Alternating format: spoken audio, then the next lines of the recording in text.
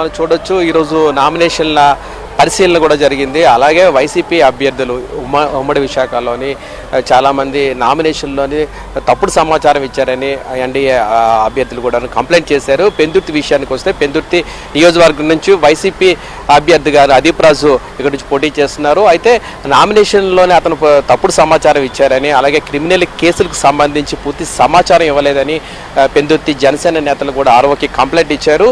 తప్పుడు సమాచారం ఇచ్చినందుకు చర్యలు తీసుకోవాలని, అనర్హత వేటు కూడా వేయాలని కోరుతున్నారు. మరొక వైపు ఉమ్మడి విశాఖ జిల్లాలో అంటే అనకాపల్లి లోక్సభ విషయానికి వస్తే ఇక్కడ నుంచి అనకాపల్లి ఎంపీగా బూడి ముత్యాల నాయుడు పోటీ చేస్తున్నారు.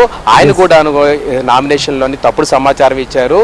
క్రిమినల్ కేసులకు సంబంధించి కూడాను చాలా అరకొరగా సమాచారం ఇచ్చారు. ఇది తప్పు అని కూడాను ఇప్పటికీ ఆర్ఓ దృష్టికి అక్కడ ఉన్న భారతీయ జనతా పార్టీ నేతలు తీసుకువెళ్లారు. అలాగే విశాఖ అది తూర్పు నియోజకవర్గంలో కూడాను స్థానికంగా పోటీ చేస్తున్న అక్కడ ఎంవివి సత్యనారాయణ తూర్పు వైసీపీ ఎమ్మెల్యేగా పోటీ చేస్తున్న ఆయన కూడాను ఆస్తుల విషయంలో కానీ కేసుల విషయంలో కానీ పూర్తి సమాచారం ఇవ్వలేదని అక్కడ తెలుగుదేశం పార్టీ నేతలు ఆర్ఓకి కంప్లైంట్ చేశారు. ఏదేమైనాను ఈ ఎన్డీఏ అభ్యర్థులందరూ కూడా వైసీపీ అభ్యర్థులు దాఖలు చేసిన నామినేషన్ పత్రాల్లోని పూర్తి సమాచారం ఇవ్వలేదు, అరకొర సమాచారం ఇచ్చారు.